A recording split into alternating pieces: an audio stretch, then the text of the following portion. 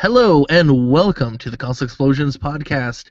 We are coming again today with some great and maybe not so great news, depending on how you look at it, either glass half full or half empty. But again, I am joined by a plethora of guests. My name is Cazteck, and I'm coming from Ottawa, Ontario, where the snow is finally melting. And I'm also joined with, or by... Oh. Hello, this is the okay. Hello, this is the video game hunter. I'm from Louisville, Kentucky, and thanks for having me. Of course. And we're also joined by... Hey, this is the philosopher from Michigan. Nice to see you guys, or talk to you guys. Yeah, nice to talk to you again. It's always a pleasure to have you on board. And we're also joined by... This is Ian, the historic nerd. Fun to be back. It's fun to have you back. You know, I was looking at your profile pic there, historic nerd, with your little cloud there, and it looks like there's a face inside the cloud. It's kind of creeping me out. This is just one of the atomic blasts they used from, it's either a Russian one or an American one. If you look underneath the T and O, and then there's a little line, like a little white line, and underneath that white line you see a little face with a little mustache. Oh, it's got an adorable mustache. That's fantastic.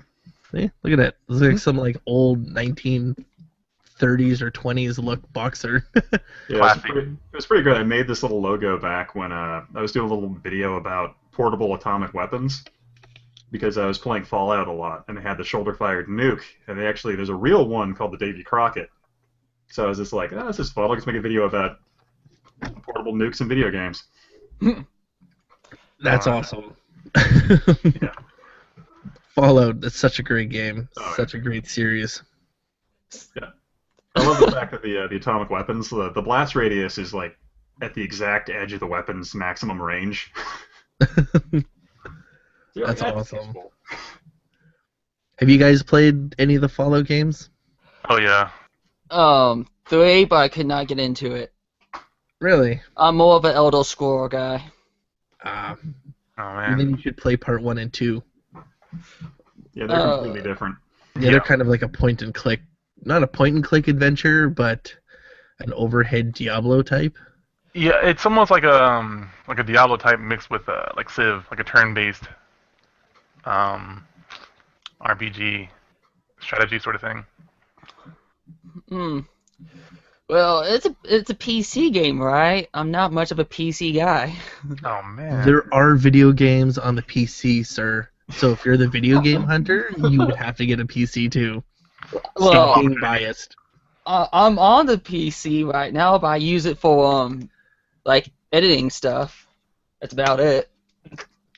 And plus, I just beat an Alice yesterday.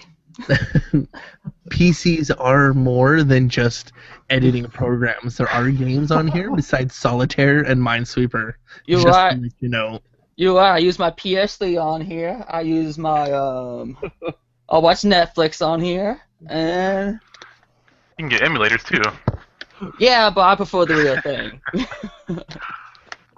You're talking to a collector. It's always about the real thing, and I think that's the hardest thing. Is like on Steam, when someone says like, "Oh, look, I have 200 games on Steam," it's not the same as, "Oh, look, I have 200 NES cartridges." Think of around 520 at the moment. Jeez. I have to say, 200 games on Steam is far less satisfying than looking at a shelf of 200 Nintendo games.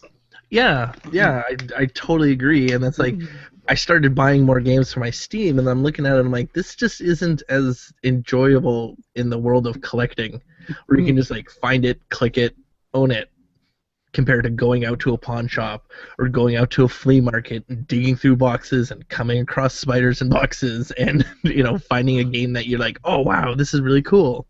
Yeah, it's that tangibility and that sensation of like actually attaining something. You know, that do Zelda kind of feeling when you get a game. The gratification.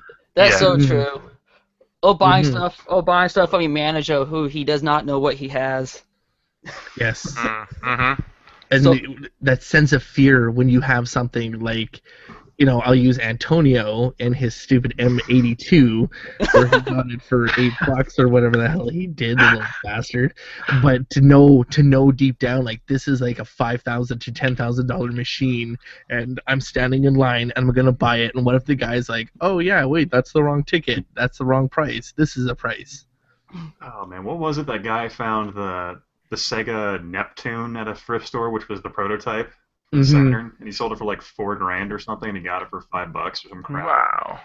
Dang. Man, I wish I could be that guy. Yeah.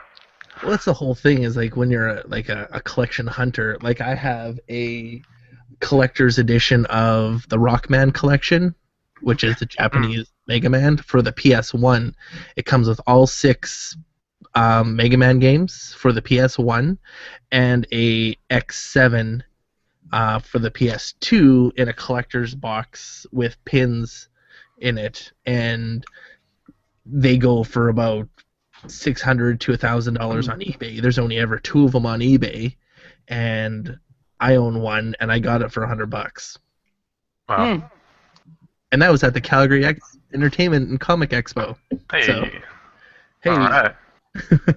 We'll go into more of that in detail later, but but that's the whole thing. It's just the excitement of finding something, and always the fear of when you're purchasing it, waiting for them to know what they have.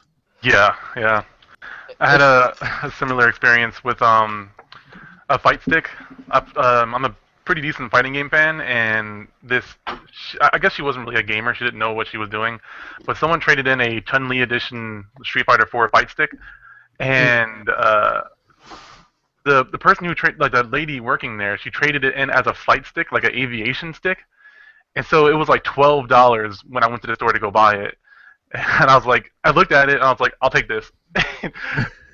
And just bought it for $12. I mean, I still have it. I actually use it, so I mean the price of it has gone down, but it is like very responsive. I love that fight stick, and it's worth like $250 when you buy it originally, 200 used. So it's fantastic, and oh man, it was great. I love the fight sticks. I actually own the Injustice Gods Among Us fight stick.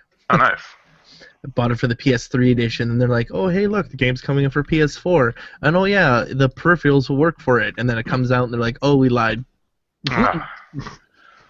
So mad. Yeah. I have buddies who've actually like built their own fight sticks because they're elitist when it comes to buttons, apparently. Yeah, it matters. Yeah, like this one you can take apart and fix and change things. Like I've done that to make it more responsive, because it actually connects to my computer, and I've actually got 2 of them, and it will actually be used for my MAME cabinet. So it's going to be used for that, for both 1 and 2, because they light up and everything, and it connects to a computer, which will actually be a little hard drive. So yeah, it's actually going to be pretty sweet. All right. Do you have any online fighting games for PC? Not for PC. To me, it's always, I feel like the PC is just not as quick as like my PlayStation or Xbox or anything, right? You tried Brawlhalla? What? There's a fantastic game on Steam called Brawlhalla, which is like a 2D Smash Brothers type game. It's weapon combat based. Oh, that sounds cool. It's actually really good. Like really smooth fight mechanics. Oh, that's cool. Yeah, I think once I get a new computer, I think I'll probably get some fighting games for the for the PC. Right now, it's just not worth it. Look out, or Dive Kick, which is only 2 buttons. Yeah. Lethal League too. I have Dive Kick for the PlayStation 3. Dive Kick. Such a silly game. Did you ever see the controller that came out for that? It was just a giant pad with 2 buttons on it. That's funny. Yeah, I was like, that's fantastic. See, we're talking about all these new generation games, and poor Video Game Hunter. What's a fighting game on something that you'd know? The Teenage Mutant Ninja Turtles fighting game for the Nintendo. Which fighting game are we talking about? The one on Nintendo, Super Nintendo, Sega Genesis? Come on. Probably the Nintendo. No, that's for Super Nintendo. He's probably talking about the Tournament Fighter. Which Yeah, is also, which is the also rare one. Which one? The rare one, the Tournament Fighter for the NES. Yeah, I have it. I know you do, you bastard. I think I paid about what was it, $70 for it. Oh, that hurts because you see the price tags up here and it's like $500. Yeah. Ugh. To me, it's like, man, I'm probably not going to come across this. So, and the guy said, whatever price is on it, that's what it's going to be. Crazy. Yeah. Crazy. It's not too bad though. It's Yeah. okay. You should do a little retrospective between if you have all three of them. All three. Of the Tournament Fighter Teenage Mutant Ninja Turtles. I think I might have. I'm looking at my Sega shelf right now. Yes, I got one there. I got one on Nintendo. My Super Nintendo collection's in the other room, so. It's always bad when you can never remember your own games that you own. Well, I have a collection list. Let's look at that. Crazy. So, again, here we are, and last week we kind of talked about Kojima and the whole Konami situation. I guess just a couple hours ago, Kojima's name has been removed from Silent Hill's website and their logo. Any thoughts? Well, I was kind of wondering what was going on with Silent Hill. I never played any of the series, but after playing PT, I was kind of excited. That's about it. Yeah, it's not surprising, but it is a disappointment. When I feel like politics has kind of gotten in the way of game development, but yeah, hopefully the game will still do well. Maybe they will still contract Kojima to make that game too. I'm kind of doubting it, but we'll have to see. Mm-hmm. You know, the biggest thing is, are they going to continue to work on it? That's the question now, right? Right. You know, is Guillermo del Toro and Kojima still going to be working on this project, or is it going to be, this is it, we're done, and it's going to go through different phases of new development and end up something like Witcher 3? Yeah, I mean, because they did cast some pretty big people. I mean, like you said, Guillermo del Toro. They had I can remember his name. Reedus. Yes, thank you. They had him, and they put all this work into it already, and so and all this marketing. It seems like it'd be a lot of money down the drain and a lot of work. I mean, it's happened in the past with other games, but it just seems like a lot of hype just to leave us hanging with nothing. Mm-hmm. Yeah, it's difficult, but again, you even look at like Kojima Productions themselves. Their Twitter's been shut down too. So, you know, it's almost like goodbye, goodbye everybody. Wow. Yeah. Did a company do that, or did Of course, it was EA. EA, right? No. Okay. No, Konami. Okay. Sorry, I'm always thinking about EA. It's always EA when it comes to companies shutting down. Oh. So it's normal to shit on EA, but it's like for the first time it's actually not EA. So apologize, EA. But You do not apologize to EA. They know what they did. they know what they do. I wonder who has the rights to the Fox engine. Is kind of what I'm curious about. Is that Konami or is that Hideo Kojima and his group? Because that's a great engine. That's what Silent Hill runs off of, and the Metal Gear games, the new ones. Mm-hmm. So I'm wondering. Yeah, there's just a lot of unanswered questions, and a lot of what's going to happen in the future. I believe for Silent Hill as well as even Metal Gear Solid. So I think there's going to be a lack of something. Yeah. Unless I'm wrong. I don't know. I mean, I think you're right. If the way things are going now, the relationship between Konami and Kojima is changing. Um, so the interaction with the game is going to change. Whether the game still exists in some sort of way still remains to be seen. Like Mhm. I can see Kojima doing this sort of game because it seems like he wanted to do this kind of game. He's been talking about doing something new for years now, and he's just that kind of like grand, like he's very cinematic. I mean, look at the Metal Gear games. The cutscenes are like super long. I love the game series, but I'm the first one to admit and make fun of the fact that I can fall asleep during a cutscene and wake back up and it still be going on. But I can see, like, I hope that even if this project gets canceled, Kojima still works on something similar because I think that him alone, away from Konami or any major publishers, can make a great game like this. Maybe not have Norman Reedus and Guillermo del Toro, but he could still put out a very good, um, horror game, like survival horror type of game. Hmm. Has anyone here played The Evil Within? Nope. Yeah. Ian, have you played it? Going through my head, thinking if I've ever even played it. No, I don't think so. That's Del Toro's game, and I heard it was pretty good. So, for him to be behind the Silent Hill game, that was exciting. Mm-hmm. And Norman Reedus or not, the main character doesn't matter to me. I've always been a fan of Silent Hill. I own every single one of them.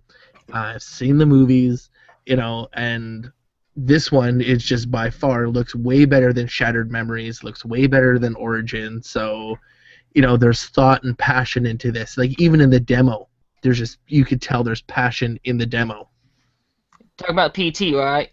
Yes. Oh yes. Yeah. Oh yeah. If the new Silent Hill game is gonna be like that, I'm in. Mm-hmm. I'm not even a Silent Hill fan, but after playing that demo, yeah, I'm definitely in. Yeah, I think the AAA industry kind of needs this refresh of horror games because honestly, the last few years, it's been heavily dominated by indie games. You had your Amnesia, your Five Nights at Freddy's, Slenderman. These are all indie developers, and they've been the talk for horror games for like the last 4 years or so, maybe 3. Something like that. Yeah. And I haven't seen too many. Like Evil Within was really good, I thought. But it didn't have that sense of like terror that a lot of these indie games give you. These jump Alien scares or Isolation? these. What about Alien Isolation? That one I haven't played. What Oh. did you think of it? Oh, I loved it. I'm a huge Aliens fan, and playing that game, yeah, there's that sense of if you played Outlast, then you'll kind of get the premise of this one. Okay. So it's just outsmarting and figuring out, paths of the bad guy. Really good. Just the overall being part of the Alien canon was actually pretty cool too. So, that's my opinion. If you haven't played it, play it. Okay, I'll have to check that out. I need to get that one. Oh, it's a sweet game, and the DLC on it, sweet. It's a great game. Because you play Ripley's daughter, don't you? Yes. Huh. And it's like takes place after her ship disappears, and then you're out there. Then you come across another type ship, and you're in there. Then there's an alien in there who's killing everybody, and it's like a huge, more bigger than what you actually get to see in the first Alien movie. So, really interesting. Just the scares, the sense of being alone, and even if you have a gun, the gun means absolutely dick all. Oh man. So, you have to outsmart the alien. You run through tubes. It's chasing you. Yeah, it gets your heart going. So, if you haven't played it, play it. And if you actually have Minecraft for the PC, you can actually get Alien Isolation Minecraft Edition. Really? Oh. Yes. So it's like pretty much the Alien Isolation game in Minecraft, and it's like block for block the same game. That's amazing. Check it out. So I guess we'll go from Well, let's stay on the Alien chat and just continue on with the. Of course, by now everyone's heard about the announcement with the new Alien 5. The fact of the director Neil, I don't know his name, Brockman. Anybody want to help me out here? Nope. We'll just call him Neil.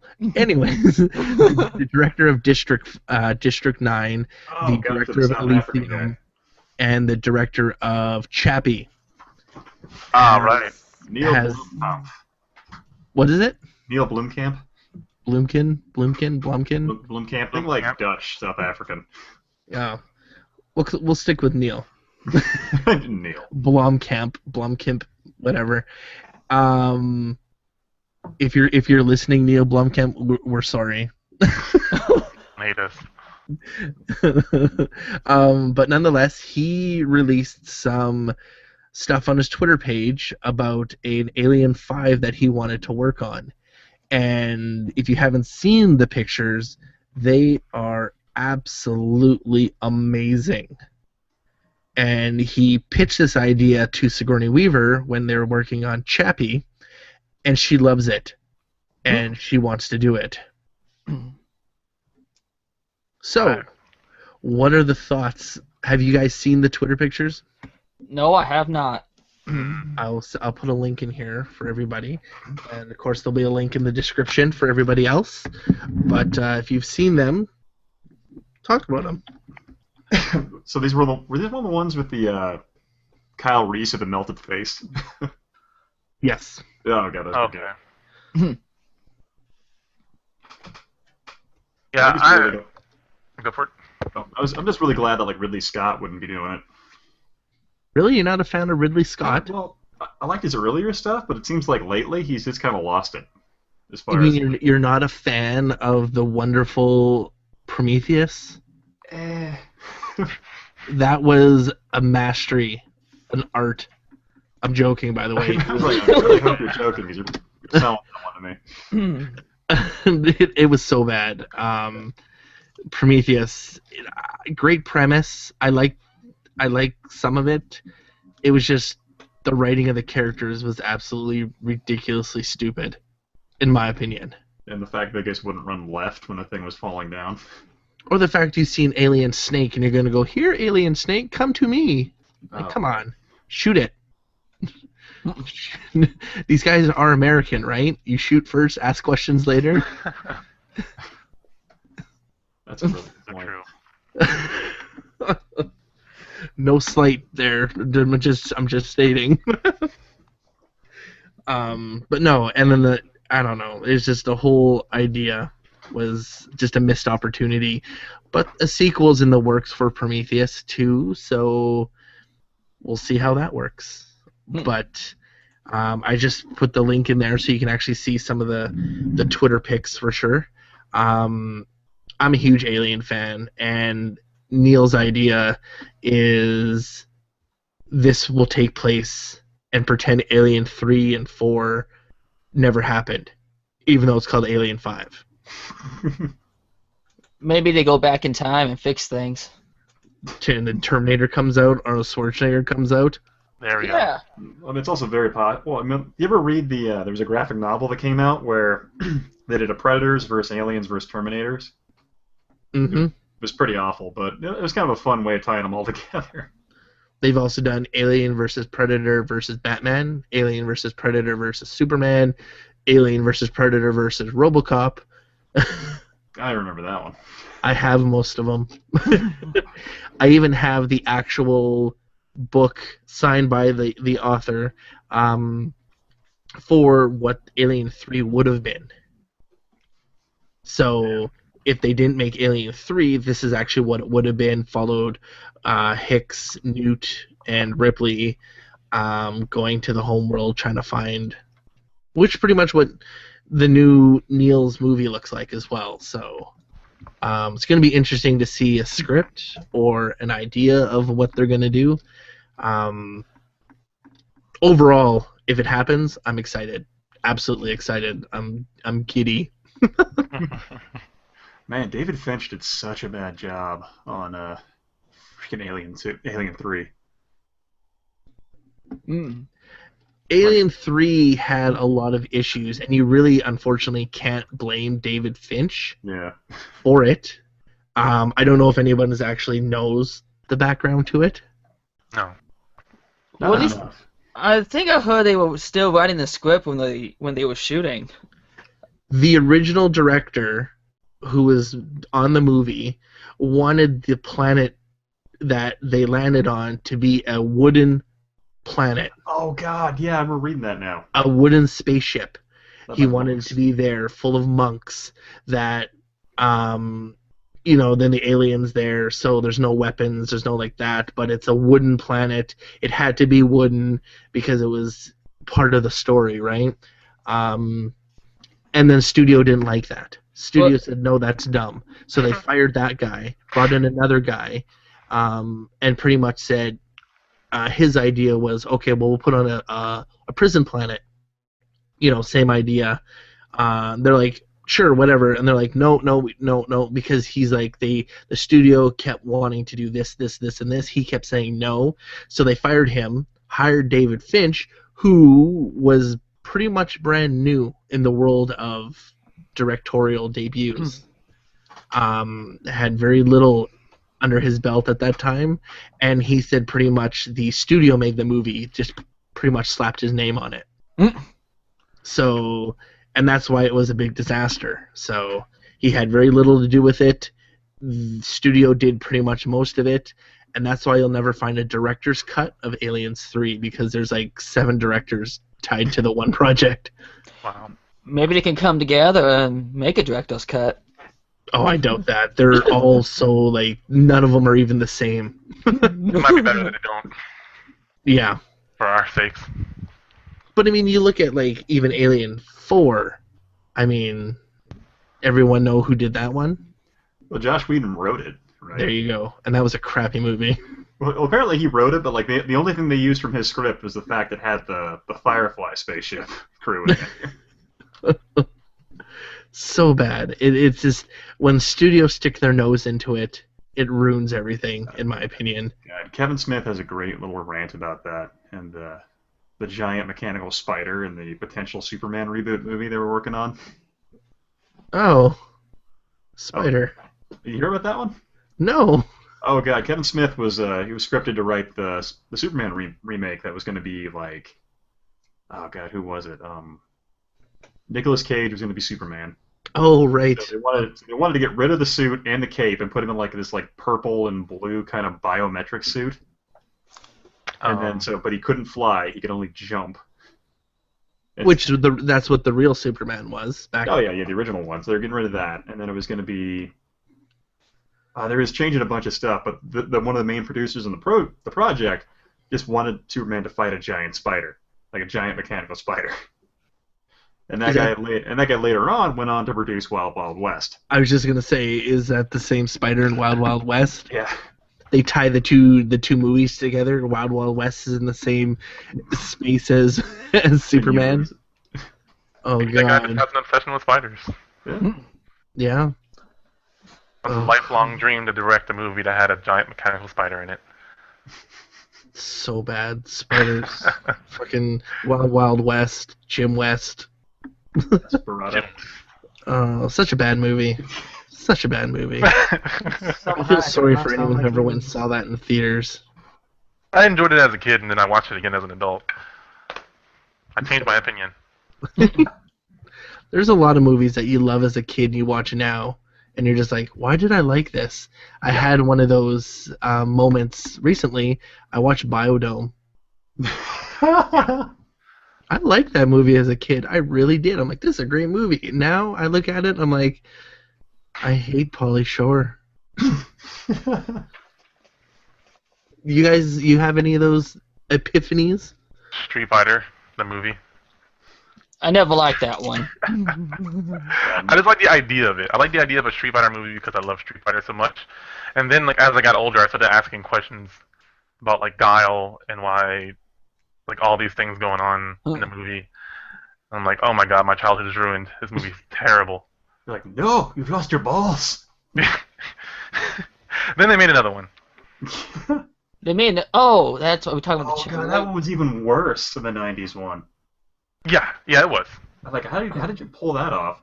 My favorite part at the end when she breaks his Bison's neck, and it's clear he's just laying down wearing his suit backwards. Was my favorite thing. Well, I don't need to see the movie anymore now. Oh, sorry. Spoiler.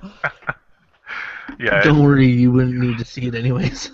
Well, I'm going to see it now. I got to put it on a list of things. Well, M. Bison does eat a baby in it. What?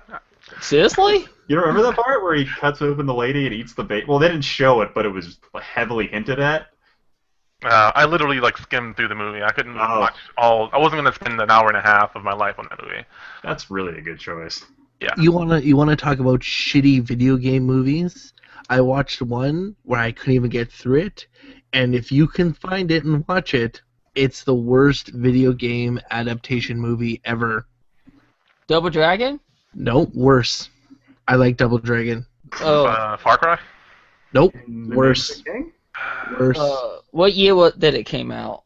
Probably in the 2000s. Was it directed by 2000s to Ubo? now? No. Oh. 2000s. Doom? Nope. I have it, but I haven't seen it yet. I'll give you a hint. It's a fighting movie. Oh, No. I was gonna say Dead or Alive. Nope. Oh, I'm about to say, that movie did suck, and I saw that in theaters. Oh, The man. only redeeming thing about Dead or Alive is the boobs. No, I really liked Dead or Alive, but the movie... Oh, I was so disappointed face palming the movie. What King movie of are you Fighters. watching? King of Fighters. King of Fighters? I didn't know they made a live action of that. Make a movie out of that. They made a King of Fighters live action movie, and Terry, the main character of Fatal Fury, is a detective who is a little overweight and short and is nothing like anything in the games. It's just a bad game, bad movie overall. It's the worst I've ever seen, and I couldn't even get through it. I had to stop it 3 times and just reevaluate my life. Am I going to finish watching this? Oh, God. I stopped it once. I stopped it the first time, said, no, I got to do it. So I started it the second time, stopped it, said, fuck it, and watched Tekken instead. Why? Tekken was 10 times better than this one. It did have I can't think of his name right now. Darth Maul was in it. What is his name? Darth Maul. The actor that plays Darth Maul. I can't think of his name. He's a really good martial artist. But he played Toad and some other characters. But he was in the Tekken movie, I believe. Yes. Ray Park. Thank you. Just Googling stuff over here. Yeah. I loved watching the In the Name of the King movies because they were just so wonderfully bad. And then to watch them get even worse than that is just it's this wonderful train wreck. Isn't it when you put Dolph Lundgren in it that you kind of just put cap on the hat? Oh, it gets even worse after that because they made a third one that has the actor who played Dracula in Blade 3. Oh. So an even more no name. And then it gets even worse because they abandon the fact there was this kingdom and stuff like that. They're just yeah, you're crossing through dimensions now. You're like, wow, you guys are getting really lazy. Wow. And Ray Park was actually in the King of Fighters movie. I don't think he was in Tekken, was he? Maybe. I don't know. I don't think he was in the Tekken movie. I could just be crazy. I think you are. Man, movies I loved. I'm sorry.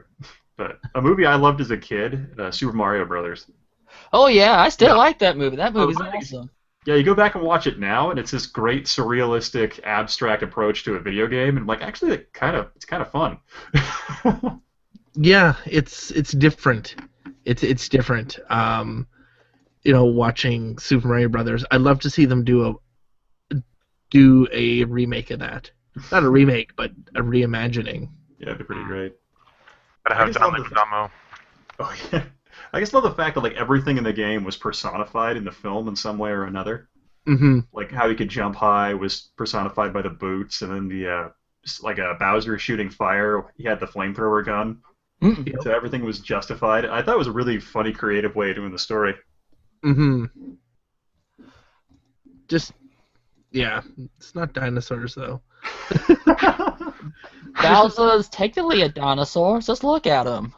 He could be a dragon. I believe Dennis Hopper is actually called. Can't a dragon be a dinosaur? Or the dinosaur dragon. What about the guy from Neverending Story? He's a dragon. I'm trying to think. It's been years since I saw that movie. Falcor. Yeah. You talking about the flying dog? Yeah, the Chinese dog dragon. Yeah. That's more of just a really long dog. It's very long. It's a wiener dog that flies. Yeah, it's a wiener's dog. It made it with a Oh great, I don't know my dogs. It made it with another dog. Flying dog. It made it with it made it with a flying dog. Out came with a medium-sized dog. That dog made it with a really big dog, and we got that. Problem with that is when you start mating all those dogs, you get what I like to call res dogs. Really big dogs with really short legs. Or really short dogs with really long legs. Those are called res dogs. Awkward. You're like, oh, genetically wrong. Yeah. Well, it can't be wrong. Oh, it could be. I mean, it's there. I mean... I always loved how like farmers in England got really lazy and built really short fences. So their answer to that was just to breed the animals with shorter legs so they couldn't get out. See, that's laziness to the I know. I'm like, core. man, change an entire species because you don't want to build a taller wall. Well, that sounds like a lot of work. I know, right? Build the wall a foot higher and you don't have any problems. Yeah. Exactly. And think about how many generations it would take to make those short animals. Well, there goes 60 years of my life. Yeah, exactly. In Maybe that's 60 what happened. years, these sheep will be able to jump this fence. I'm gonna revolutionize sheeping. That seems like a great argument you'd have with your wife, where you're like, no, I'm not building the wall higher. I'll shoot you. It's just an excuse he gave his wife. I'm not building. Are you gonna go build that wall? I don't want to build it. Are you gonna build that wall? I'm genetically altering my sheep. I'll have shorter legs. It'll work itself out. That's actually how Attack on Titan's wall was built. Just like that. People Titans are the original people. And everyone's a midget. Yep. It's a Munchkin land. Spoiler alert. Oh, great. Thanks. Now I'm gonna watch it. Oh, jeez. Yep. Yeah, I have no need to watch You it. gotta watch it in a new view. So you guys are all midgets. Hey. Wow. And apparently midgets taste good. Oh god, tasty. So let's segue here, as we're totally off topic, which is great. It's fantastic. I love it.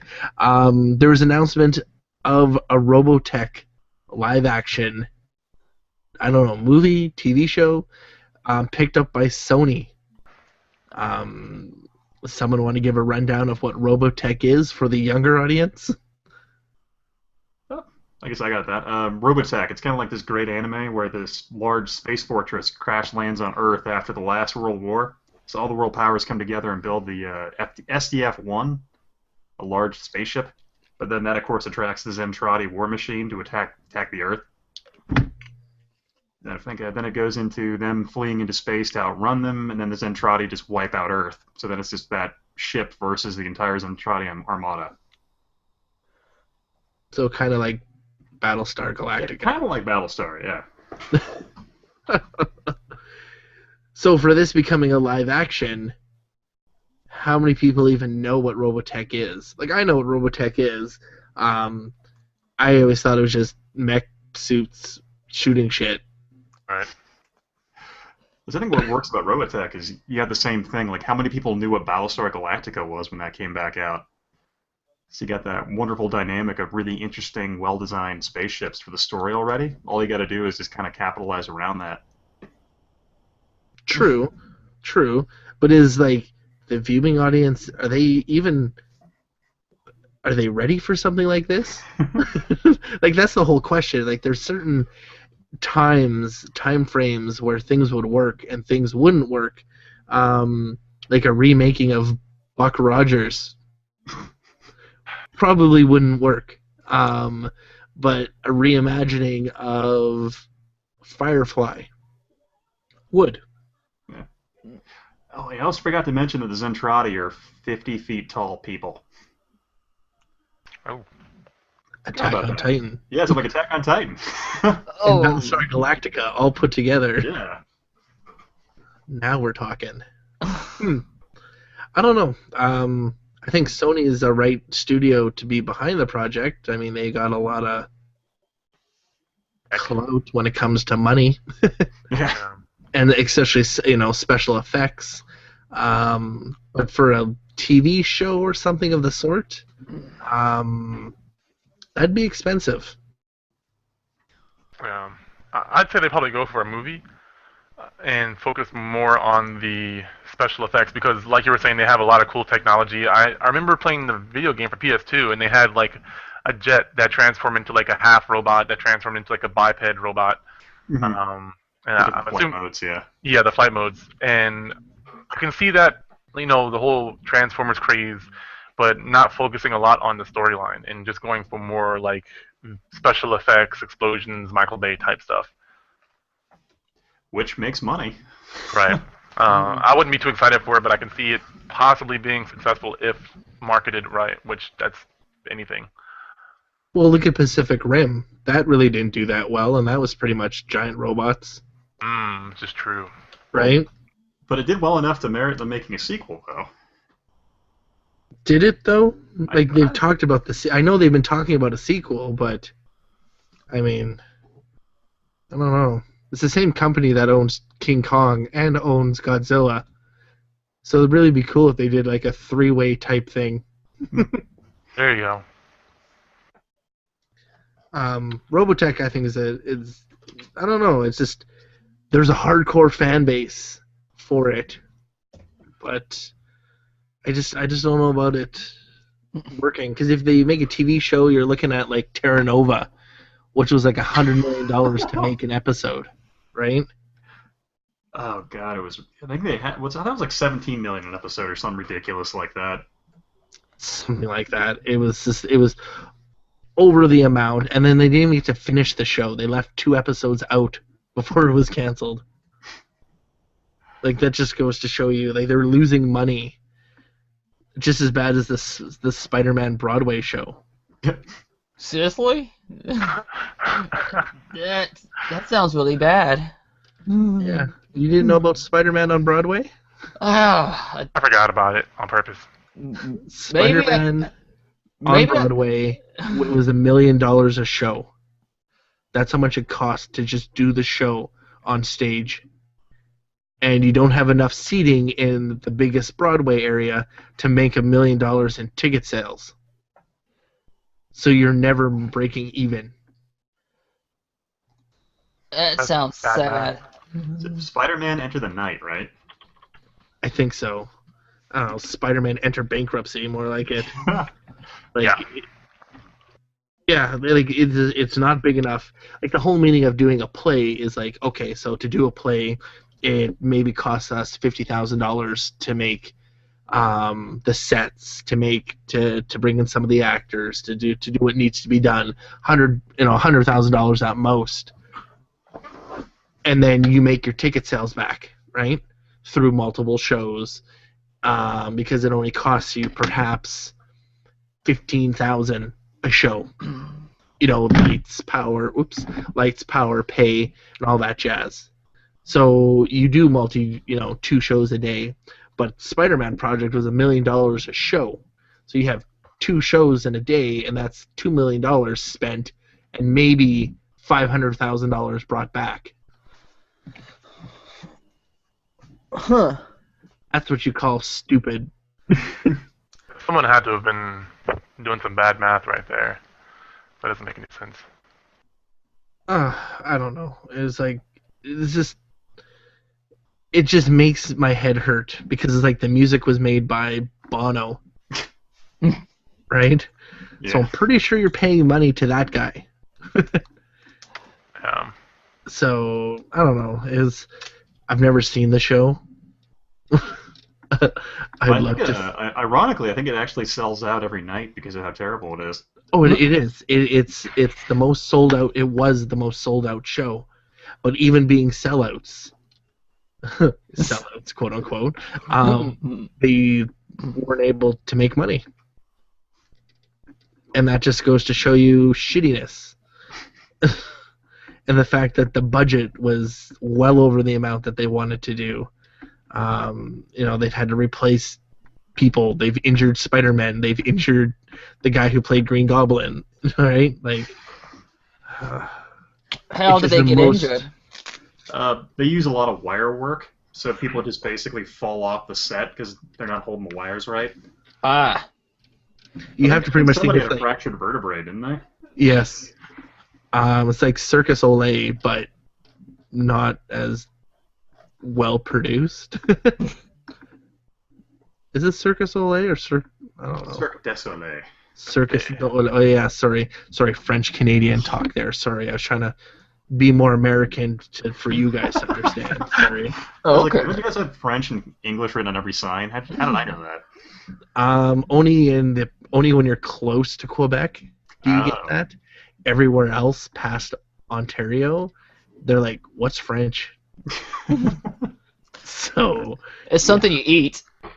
Yeah, aren't they fries? That's a bread, right? Yeah. And everyone asks, "When are we gonna get those American freedom fries up here?" Are you guys still working on those? Thank you, Congress. Freedom fries. We don't want no French fries. I think it was only in the congressional cafeteria, I think, where that became a really big thing. And did you know that the Louisiana talk is actually French Canadian? Oh, Creole, yeah. Yeah. It's actually an offset of French Canadian. Crazy. And French Canadian is an offset of real French. No, it's not. You can actually talk to real French people who go to Quebec and be like, they're speaking gibberish. That's crazy talk. They're speaking like drunks. There were some great videos that came out of Quebec of like angry drivers, and you hear them just yelling French, and like the best one is like "Matt dick." Oh my god! I'm like, yeah. Je m'appelle eat my balls. What? Yeah, it's pretty bad. But speaking of pretty bad things, Legend of Zelda being pushed back. Now, this, how excited were you for the title? How excited were you for it to be on a Wii U? Do you think it's going to be on the Wii U, or do you think it's going to be pushed back to the next console? And is this the right move for Nintendo? Is a Legend of Zelda the right move? Or should they be focusing on a new franchise or an already existing forgotten franchise? We can start with Tavian. Ooh, so much. I don't own a Wii U, so I haven't really been excited for some of the newer ones since like the Wind Waker and Twilight Princess. But I really think that it is one of their staple character games, and they're going to keep on making it whether I want them to or not. I really think they should focus more on some of the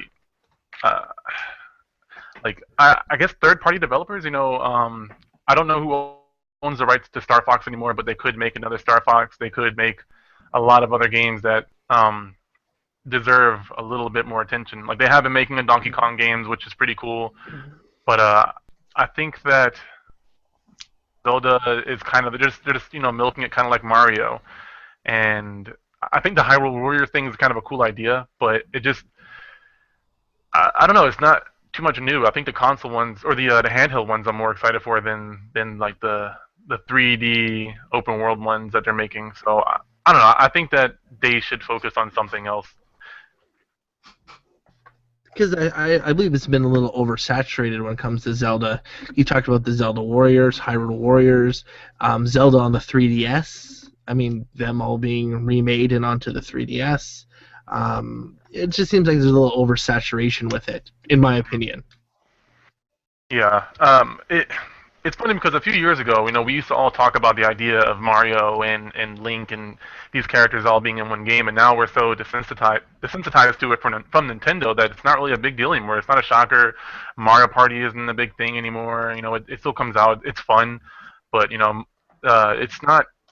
It doesn't have that shock factor anymore. Like if all of a sudden Marcus Phoenix and the Spartan were in a game together, that would be pretty crazy with if Sony or Microsoft did it. But with Nintendo, it's been happening so frequently that it's not really a like they keep pumping out these games very regularly now.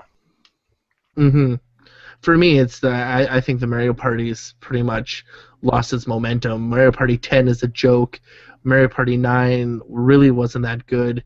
They need to go back to Mario Party 1 and 2, the lawsuits with the controller. That's what needs to come back. The last couple Mario Party games sucked, in my opinion.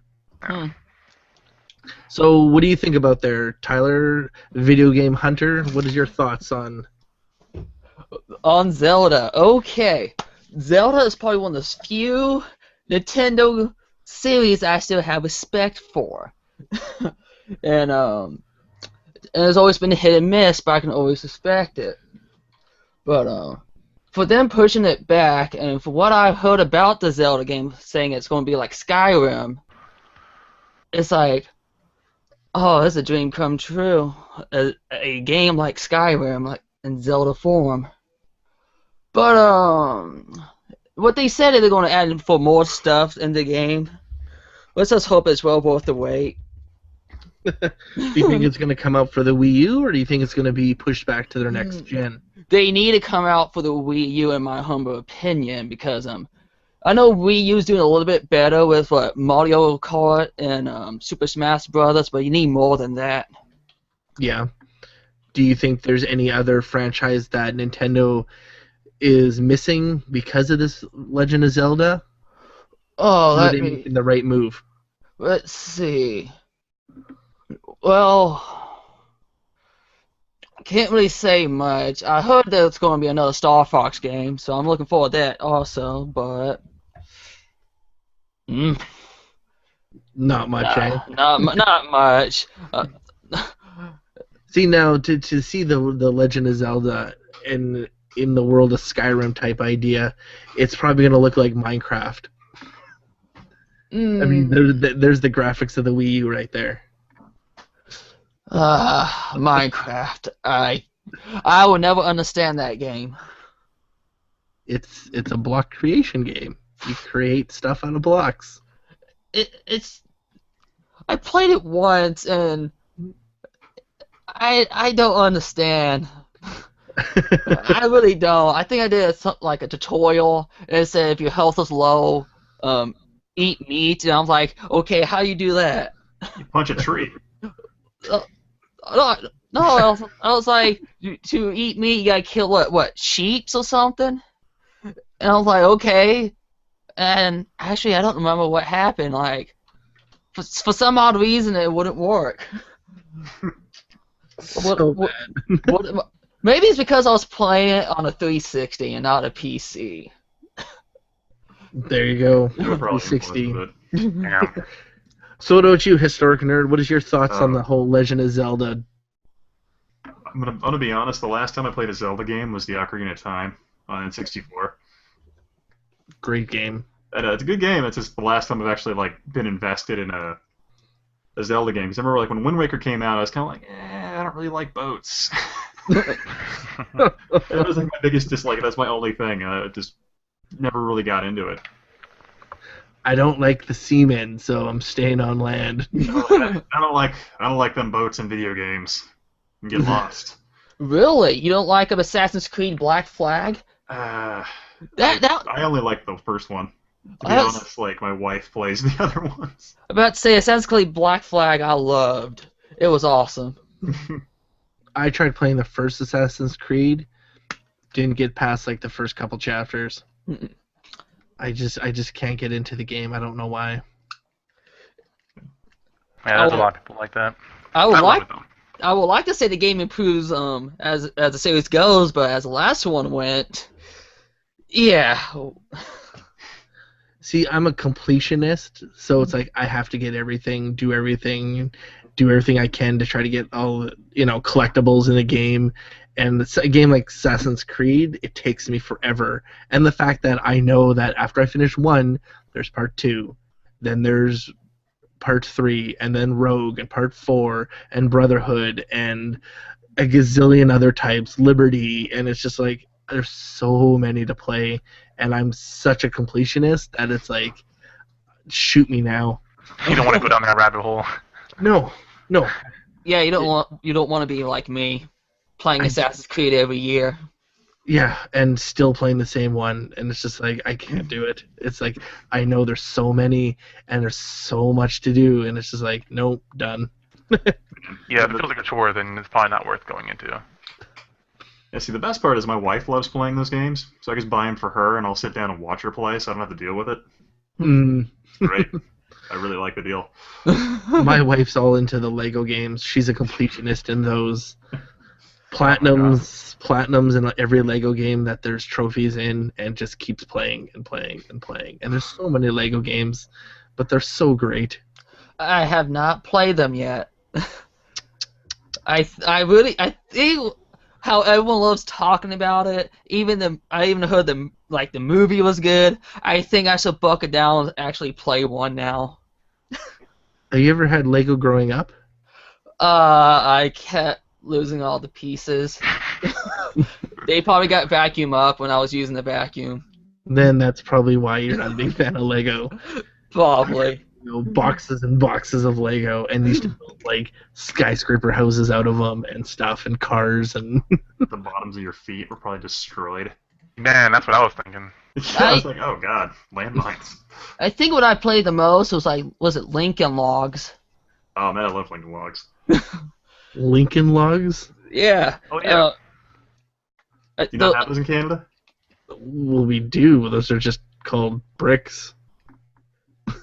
If it's what I'm thinking of, is that little wooden thing you can build log cabins or whatnot. Yeah, I know what they are. Yeah, it's Lincoln Logs. It's just not a exciting. President Lincoln grew up in a log cabin.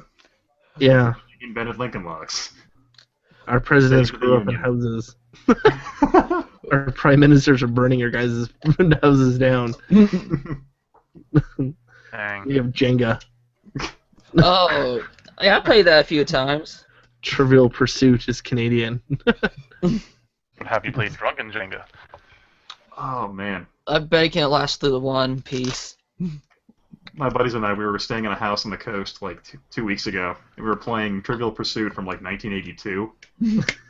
It had like the hardest references to get. You're like, oh man. Those are always the worst, because especially when they're like geography type things and the answer is like Yugoslavia, and it's like, what the hell is Yugoslavia? You're like, East Germany? What? Yeah. Difficult times. So I guess the consensus is two people are one person's slightly excited for the new Zelda game, and two other people are too old school to care. Yeah.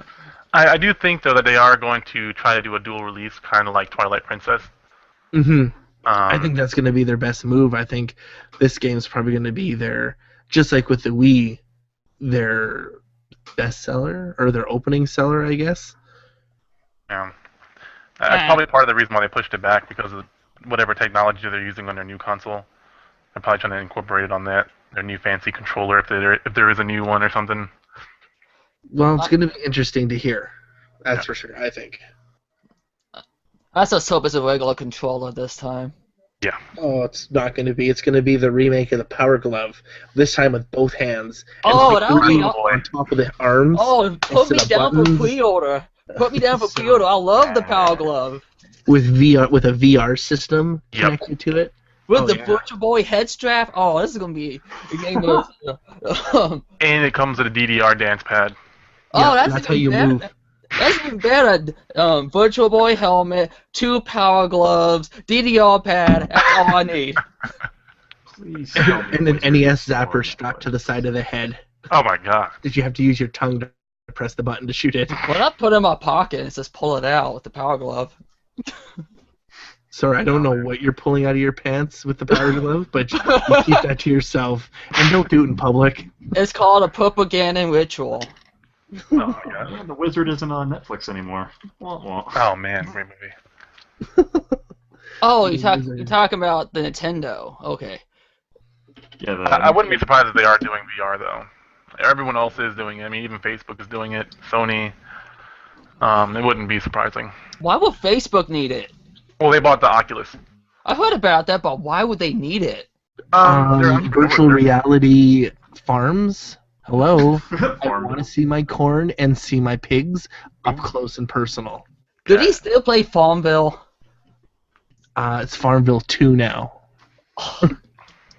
It's upgraded Farm and life. updated for the greatness of VR. Yeah.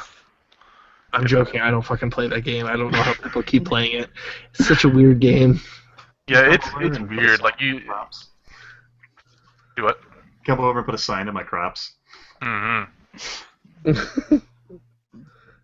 It's funny seeing. It's a lot of older women, and it's just funny coming. Like they come into the store and they buy like their Farmville cards and just like talking about how exciting it is, and like you can tell some of them that love it and are excited for it, and the ones that are like ashamed that they play it but can't stop themselves from playing it.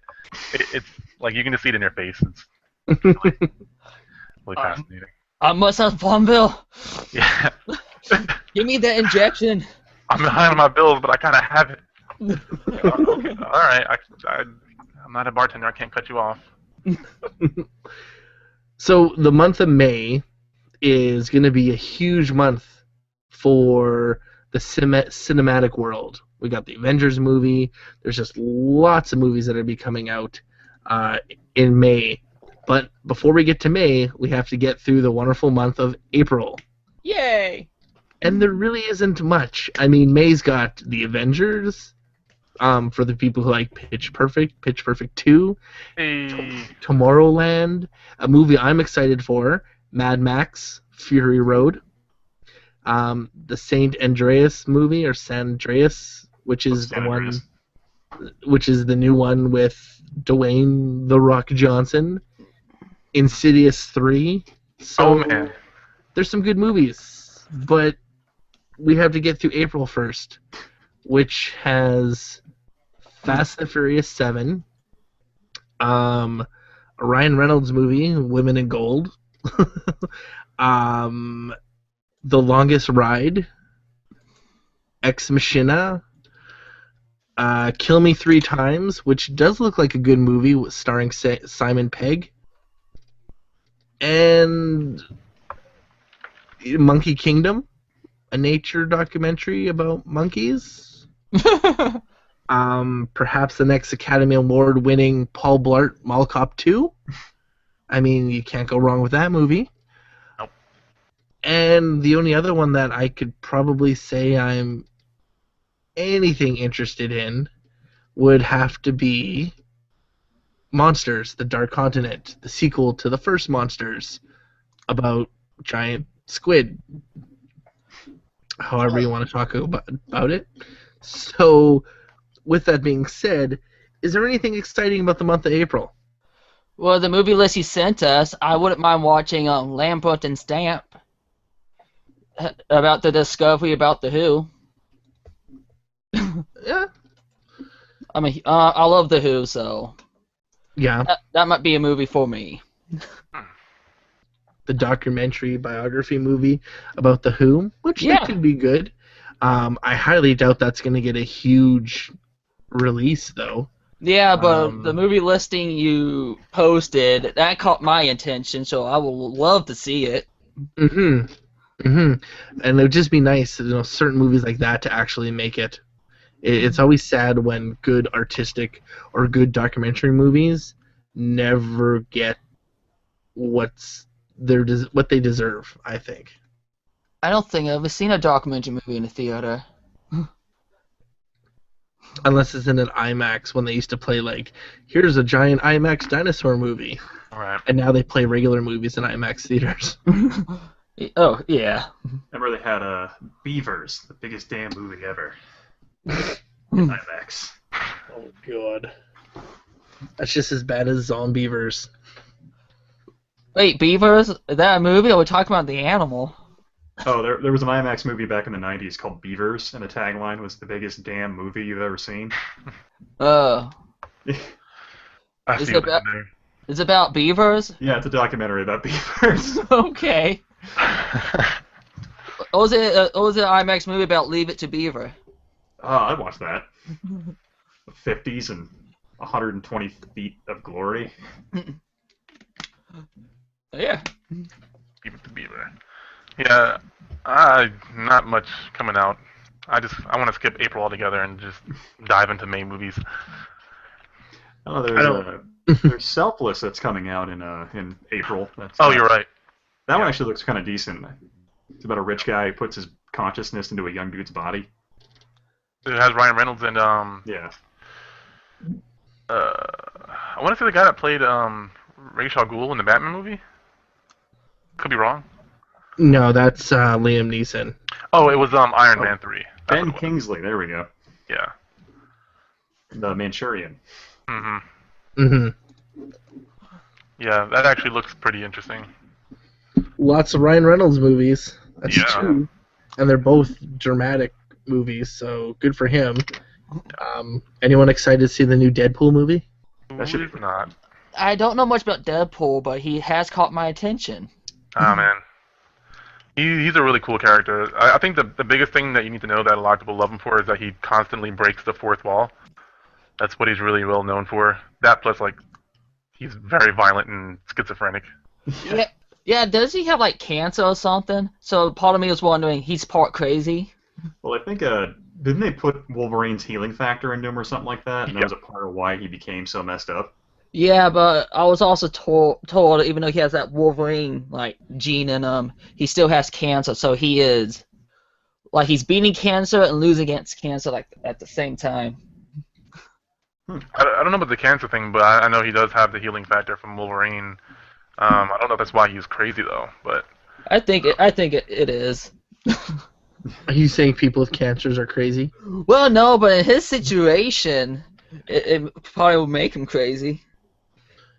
I don't know. I mean, he's not like, well, great. Now I'm trying to find the right word. He's not doing better. He's not doing worse. It's just, I don't know, evening them out. I, for one, am really excited about Unfriended. oh yeah, What is that? A Facebook movie? It's a Facebook killer movie.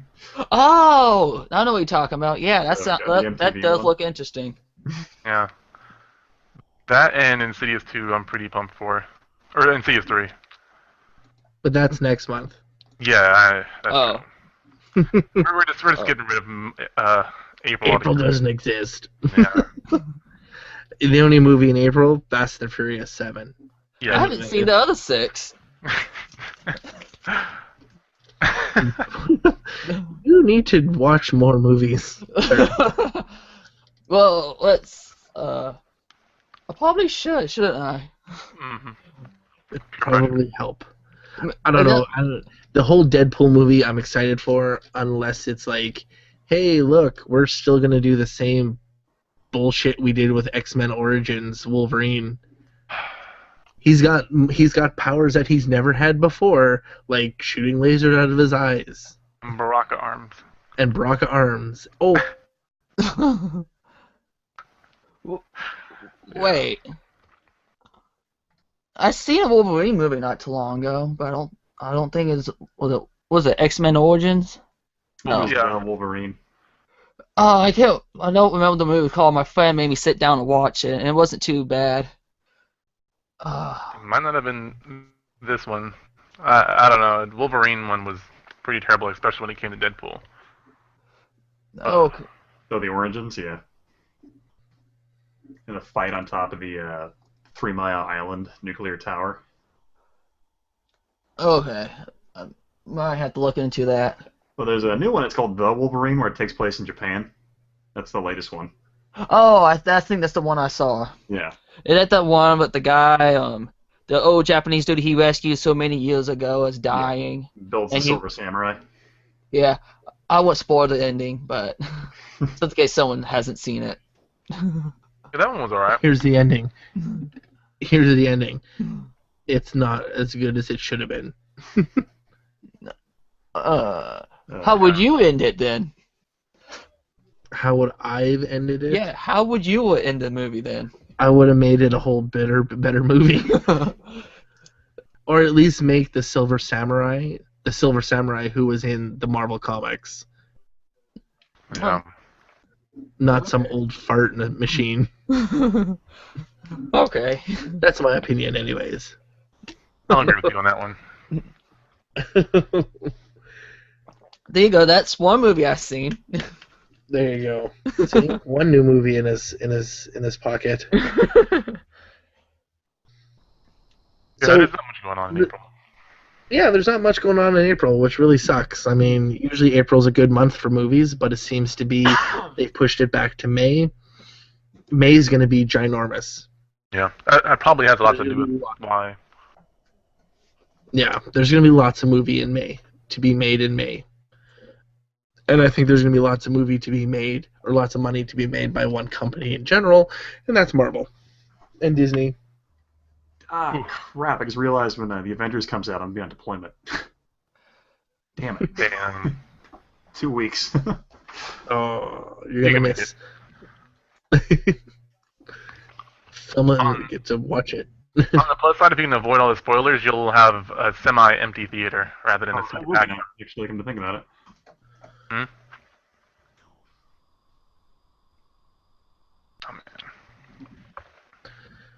Oh, man. Yeah. So, Sunday was probably one of the biggest finales of a show in most recent time, and that was The World of the Walking Dead. It had its finale, which was pretty good. But they announced they're doing their new show, which is this summer, and it's called Fear the Walking Dead. The most stupidest name I've heard for a TV show in a very long time. Yeah. Anybody watch the finale? My friend did over at my place, but I stayed in my room the whole time. What kind of host are you? Hey, friend comes over, watch my TV. I'm going to be in my bedroom. Yeah, pretty much. It was like, hey man, do you want to watch Naruto first? I'm like, nah, watch your Walking Dead. I can wait. That's a host right there for you folks. Invites you over and watches stuff in his own room. I supplied him with a bed, so that's a good host. There you go. So what did you, Tavian? Did you watch the finale? Me, nay. I haven't been watching it since season 2. Oof. Yeah, I know. Ugh, historic nerd. What about you? I'm on episode 3 of season 2, so I'm way behind.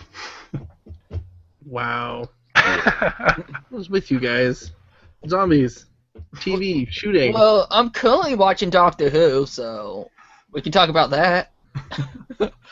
I'm on season 7. Dang. No. Season 7, like new season 7, or season 7 like back from 1956 season 7? No, well, we're talking about the newer one. I am going to watch the old one once I'm done with season 7. So, yeah. So I guess there's not much to talk about The Walking Dead. These guys are all old and don't care about zombies. Bunch of Twilight-loving guys over here. Oh, sure, we can talk about Twilight. No, I'm joking. I haven't seen the movie. I was going to say, really? I was going to say, wow. Yeah. That's fantastic. That's just... I'm just more shocked that you guys don't watch it. I know. I saw 5 minutes of it. I've unfortunately been a contrarian for much of my life. So after a bunch of people start liking something, I just can't do it. Like, no! I'm too cool. I'm too cool for zombies. I guess it used to be when I was younger growing up, because nobody cared for zombies. I freaking loved the Romero movies. Yeah. And just no one else really even paid him any mind, and then all of a sudden it just became this gigantic thing. Mm-hmm. Yeah, that's what a hipster thing for me. It's just season 2, in particular, left like a bad taste in my mouth. Like, it was just so boring, and I just hated that kid Carl. And that's lame excuse, but that's just why I don't watch it. because I just wanted to kick Carl in the chest, and the Barn season was just way too boring for me. But then it picks up and is so much better. I know, I've heard that before. So much better.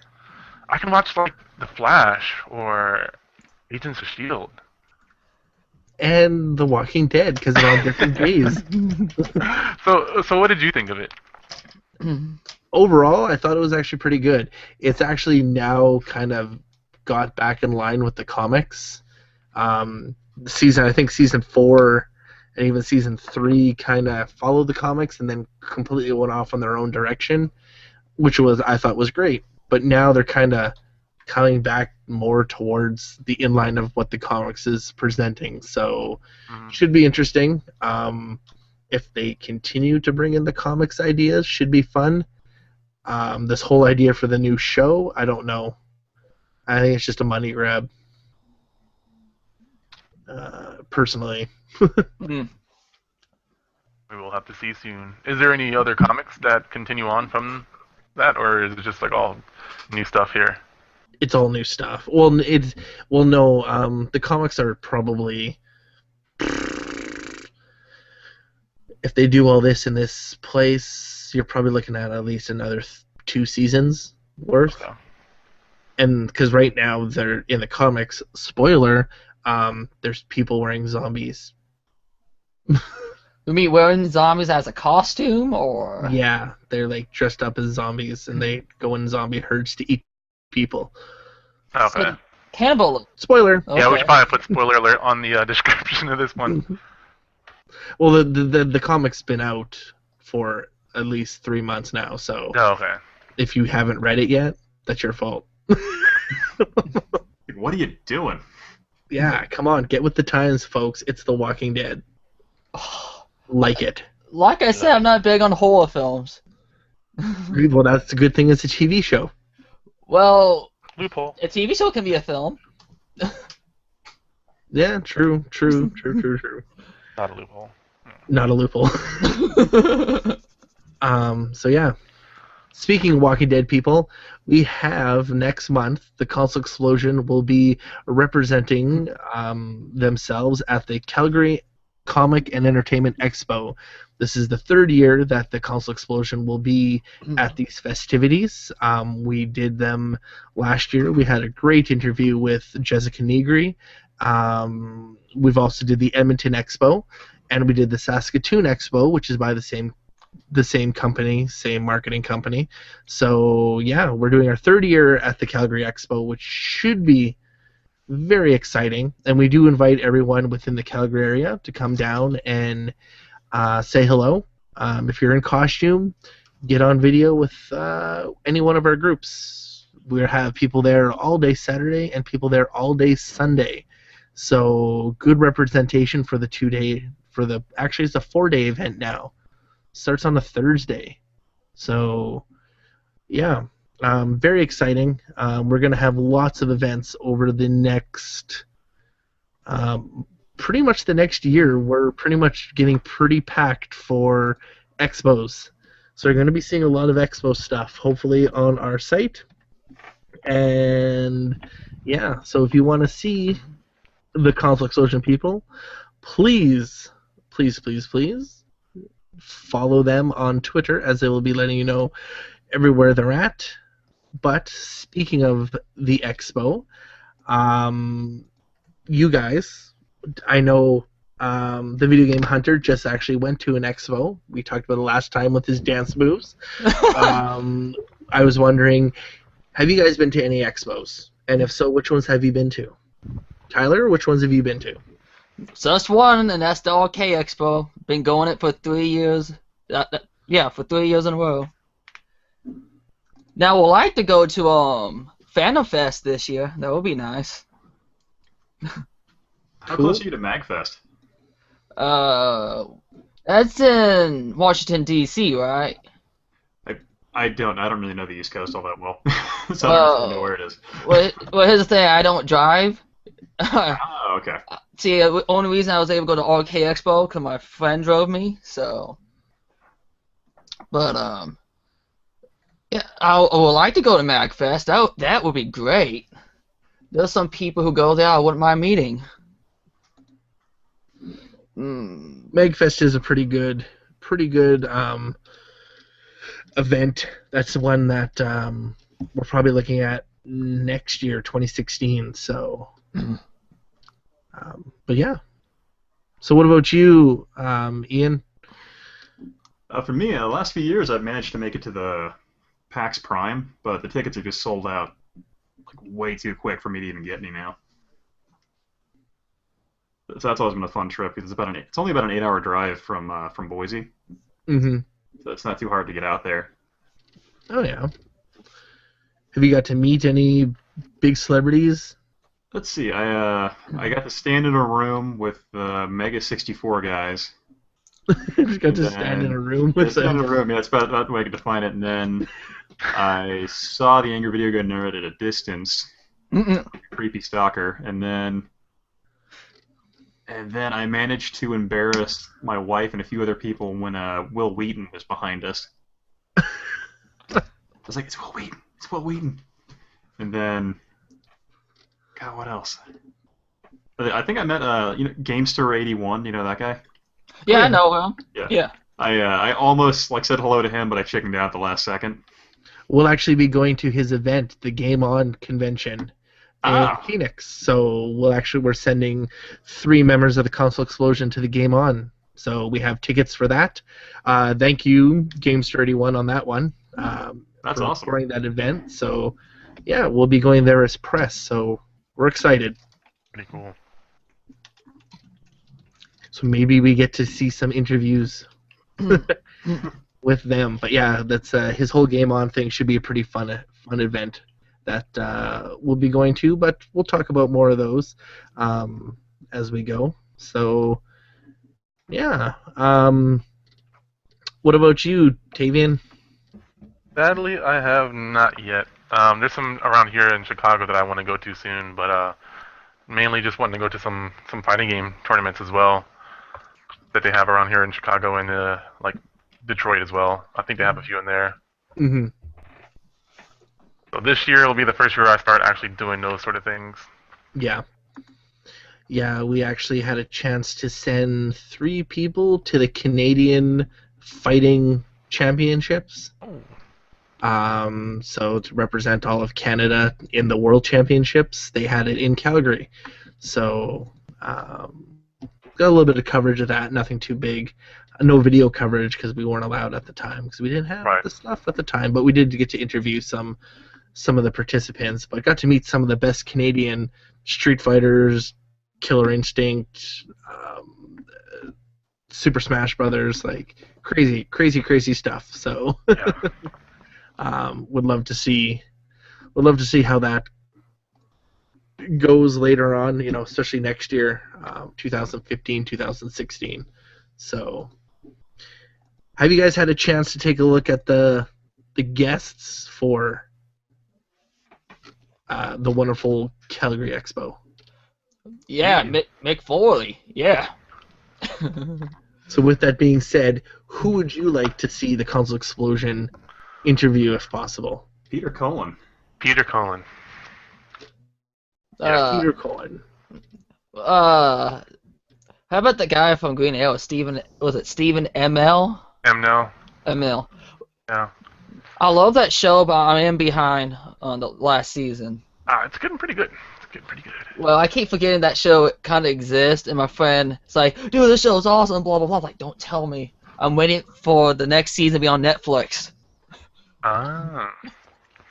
New episode tomorrow. Okay, but I also gotta watch The Flash also, so... New episode tonight. Gonna watch that once we're done. I haven't seen the first episode. If it goes on Netflix, I'll be all over it. Oh, man. But yeah, Peter Cullen, man. If you get the opportunity, he's kind of a legend in the voice acting area, I suppose. I mean, Transformers. He's been doing it not just the movies, but the cartoons, right? Mm-hmm. Yeah. So I saw that and I caught my eye immediately. Yeah. Yeah. Probably do that. We do have an interview from the Edmonton Expo with Mark Meir. We just had trouble when it came to rendering, it just didn't come out good. And that's the only reason why it hasn't been released. But we did have a nice long interview with Mark Meer. Huh. In our Saskatoon one, we had an interview with the creator of Reboot. Oh, that show from the 90s? Oh, that came on after Sailor Moon. Yep. And he talked about how they're bringing back the show and everything. So if you haven't seen that, check out our Saskatoon Comic and Entertainment Expo. This year, we're really trying to push Stan Lee. That would be awesome. 4 times we had a shot to do Stan Lee, and every time it was like, okay, you guys are up, get ready. Oh, no, he's got to go. Or no, he's got to do this. And it's like, we get pushed back. Or get pushed back. And it was just like, it was aggravating. So. Oh, you guys can get Odo. Odo. From Star Trek. Yep. Star Trek Deep Space Nine. Yeah, you guys have some pretty cool guests coming in, actually. Mm-hmm. I'm kind of upset at myself for not saying it sooner, but the obvious Stan Lee. Yep. That would be a really awesome one. What about some Carl Weathers? Huh? Apollo I Creed? was just going to say that. Apollo Creed, man. I love the Rocky series, so yeah.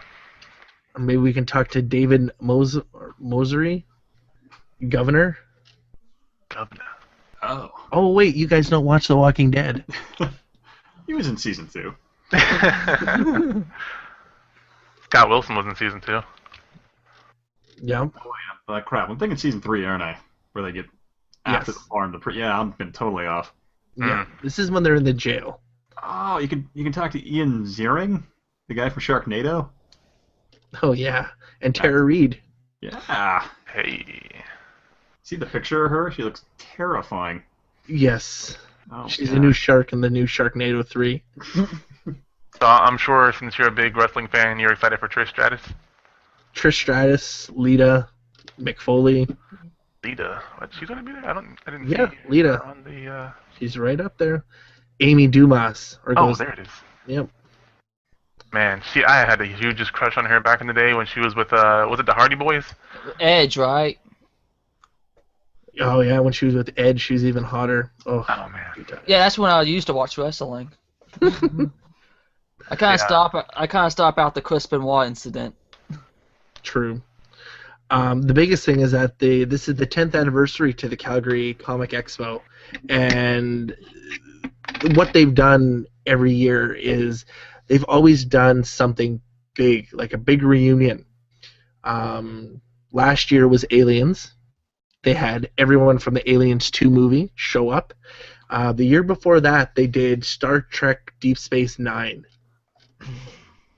Every single person in Star Trek Deep Space Nine showed up. And they've never had this anywhere where every single person from the show, except for Whoopi Goldberg, showed up to do a panel and everything. So, yeah, the Calgary Expo always does something big, and it is a huge show. It now is taking over multiple buildings in the area, not just the one convention building. It now takes over like the big Saddle Dome where the Calgary Flames play, and it's just growing. Wow. So it's a huge event, and it's going to be exciting for us to be there again. I'm happy that we're going to be covering the event for the 3rd year, and I hope we can continue covering the event and bringing all the wonderful access that if you don't get a chance to go see, that you can watch it through us and pretend you were there. Live through us. Because it's going to be fantastic. But yeah, it's and they keep announcing every Tuesday and every Thursday. They keep announcing guests, and they're going to keep announcing guests all the way up to the night before the event. So, Wow. yeah, it's pretty good. There's only a couple more to be done because it's on April 16th. So we got like 1, 2, 3, 4 more, 5 more. So, but yeah. How much are tickets to this thing? I don't know. I guess I have the website right here. Probably in the hundreds. No. Well, Deluxe 4-day pass, $125. That's not terrible for 4 days. yeah, Well, no. that was close to what I was thinking of. But that's for all 4 days. Yeah. Right. I bet it's worth it. Package for $375.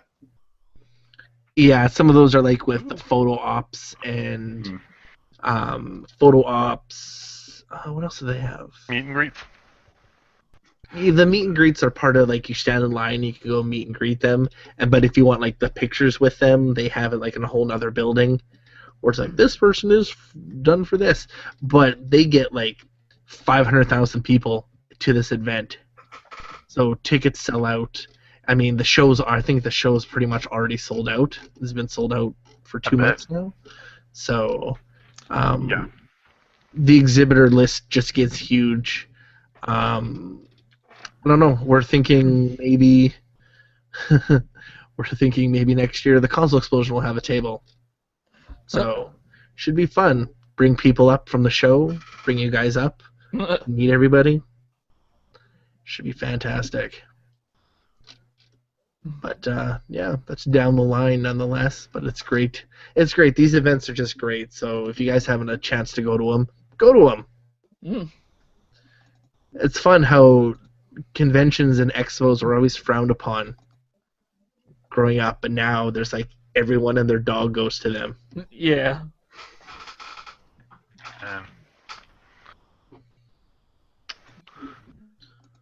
So, is there anything else anybody would like to bring up?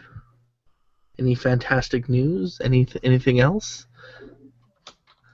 Only thing I think of is there's a lot of Mortal Kombat things coming out there. Have you guys seen the fatality reel that they have? No, not yet. I'll like to be surprised when I get the game. Oh well, you will be. You will be. Moves.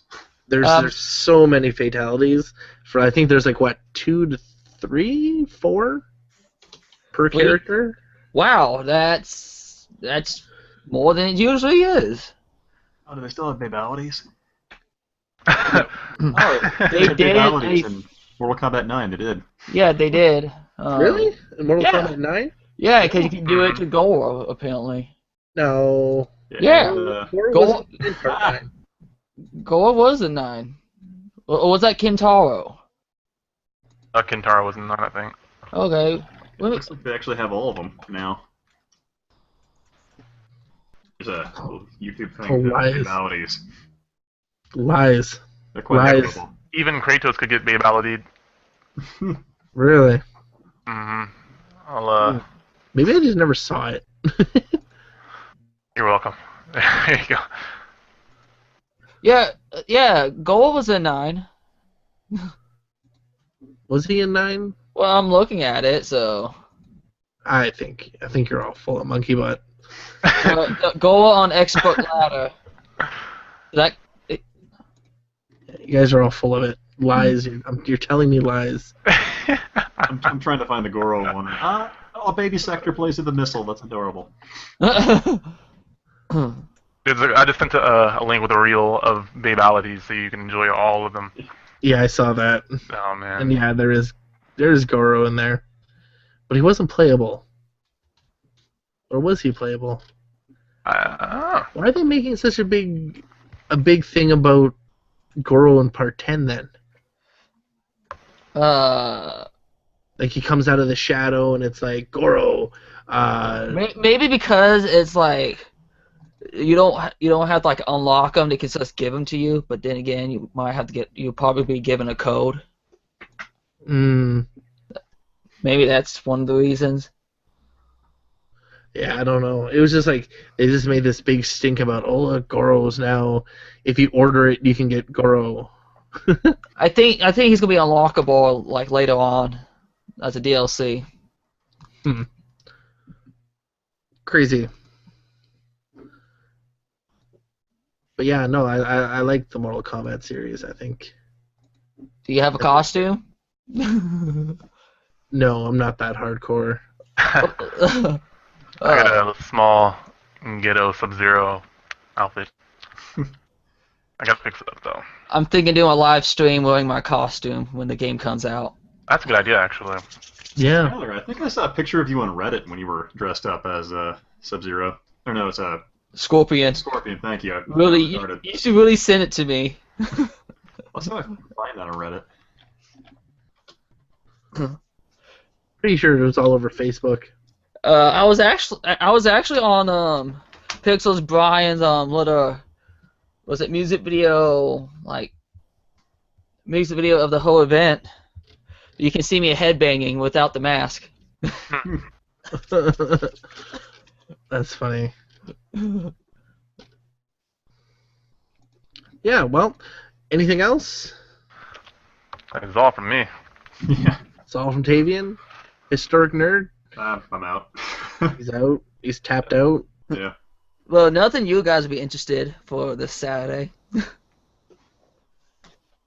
I'm totally excited about it. But since you guys are not a fan of the show, What's that? look at my avatar. Oh, Season 5 this Saturday. Oh yeah, bronies. Don't say anything bad about them. They know where you live. Oh my god, I watched a great Netflix documentary on bronies. I was genuinely impressed by, especially like, in certain parts of the South where they are like basically facing discrimination. I was like, whoa. North Carolina. Yeah. I used to live there, so yeah. Like, seems a bit lost somebody's car window for having a My Little Pony sticker on it. dang, that's pretty intense. Yeah. North Carolina's against everything. Yeah. Bronies, gay people, you know, colored people, clothes. Yeah. Well, I wouldn't say color people, to be honest. Anything. Anything in Different. Carolinas. Such a weird place. But yeah, never been. Don't need to. I don't think there's a reason to. I don't know why anyone is even in North Carolina. Well- Southern food's quite amazing. I'll give it that. Southern food. Oh yeah. Southern comfort food. The food that gives you gout. Just butter, delicious. That is what it is. That's where you get gout from, right? Is Southern food? Yeah, I use a lot of parts of the animal that you shouldn't eat. That's delicious. Gross. You shouldn't eat this, but here, eat it anyways. Mmm, yummy. But Yummy. deep fry anything. Literally. Deep fried Coca-Cola. Oh, Oreos. Deep fried butter. How you deep fry Coca-Cola? I don't know. I mean, I don't know. You take the cola, you put it in like this batter stuff, like in like a batter. Then you put the batter in little balls and you put them in a deep fryer. Of course. You know why I know this? you done it Because before? I am from Calgary, and Calgary has the biggest outdoor show on earth called the Calgary Stampede, and there is food, deep fried food galore at this event. Let me just click food here. I'll just give you guys a link. If nobody's heard of the Calgary Stampede, you need to look it up. It's the greatest outdoor show on earth, and they've been like that for years. But some of the food that they serve is bacon wrapped corn, bacon wrapped pork belly on a stick, a 2-foot-long sausage, bacon wrapped hot dogs, garlic chicken kebabs, Cajun Pro Boy sandwiches, Tokyo teriyaki Shanghai sweet chili corn dogs, chocolate dipped cookie dough on a stick, deep fried cheesies, deep fried cookie dough, crocodile sliders made with real crocodile, deep fried donut bacon cheeseburgers, deep fried Reese's peanut butter cups, deep fried sushi, which deep fried sushi just seems to be like cooked fish in my opinion. I don't care. That sounds good. I'll try that. I love sushi. Fried pickle pizza, jerk chicken, cowabunga corn dogs. It's a giant sausage put on a stick, dip it in the batter and fry it. I don't know why it's a cowabunga corn stick. I figure it was like a turtle or something. I don't know. $1 million baby mac and cheese. Mm. Porcupine corn dog, which is like a corn dog is skewed, deep fried in corn batter, then rolled in French fries. Ooh, that sounds really greasy, but sounds good as Polish also. poutine, a poutine burger, Poutine. scorpion pizza, That's for me. tequila French Get fries, over here. fish Give me on a that stick, pizza. and turkey dinner poutine. Anybody hungry? I am actually. I'm going to get some food after this show. Yeah. Yeah, something about the Calgary Stampede, like you name it, it's there. Like I've had deep fried butter, deep fried Coke, deep fried jelly beans. You see it on the side, and you're like, yeah, I'll try that. Yeah, sure, why not? And it's just like, oh, it's so gross, but so amazing at the same time, because you can only get this stuff once a year. I don't know. Maybe this type of food is regular in the States, but certainly not in Canada. That's for sure. Kind of more of a fair food. Yeah. It's pretty much what it is. It's a huge fair. It has a huge fairway. Has a Coca-Cola stage that has like big bands playing on it. They have the Stampede, huge concerts that are brought in. Last year they had Kiss. This year they have nothing but country music stars like Blake Shelton, Jason Aldean, and Maria Lambert. Who? Yay. I don't know, country music people, yeehaw. Like I've said before, Calgary is like in the Texas of Canada. Huh. It's all about the country. It's all about, honky tonk. Honky tonk. Yeah, but they have the Coca-Cola stage that has like Billy Talent, Down with Webster, Marianas Trench, Tokyo Police Club, Matthew Good. So different stuff. That's enough of selling my old place of Calgary. That's enough hawking it. I think we're done. I think there's nothing else to chat about. Yeah. I think we're unless anyone has anything else, We are good to go. we're good to go. All right. So we'll start with the historic nerd. If you have anything to hawk, now's the time. Yeah, I guess if you want to watch my videos, you can go to historicnerd.com or subscribe to my YouTube channel or whatever you want to do, really. I'm open. Tavian? Hey, it's Tavian / The Philosopher, so you can check me out at Facebook / Philosopher. It was good being here. Awesome. Tyler? Well, you can check me out on my YouTube channel and on Facebook, the Video Game Hunter, and DeviantArt Video Game Hunter again. Thanks for having me. Awesome. It's always a pleasure to have all these great guests here on the Console Xplosion podcast. Always look forward to doing these every week. So if you want to get caught up on your news, this is the place to do it. Please make sure you check out our website at www.theconsoleexplosion.com for all your geek and video game news, as well as follow us on Facebook, check us out on Twitter, check us out on YouTube, which you obviously are if you're listening to this, or you download it and listening to SoundCloud. I don't really know what you're doing, but hey, just letting you know where all our stuff is. And hopefully follow us on Twitch, where we have some live gameplay footage and gameplays going on as well. Join us for all our new shows. We have shows like The Point. We have shows like our new top 10s that are coming out and What the How. So we have some great content coming out. That's going to be exclusively to our website as well as our YouTube. And join the gaming community forums. Yes, it sounds like a lot for everyone to do, but you know what? What else do you have to do? So many options. Yeah, come on. We are the place. We want to be your one-stop shop, or at least a stop as you shop. Somewhere you visit. Somewhere. We just want to be a part of your life. We want you. We're the website peering in your window saying, "We're watching you."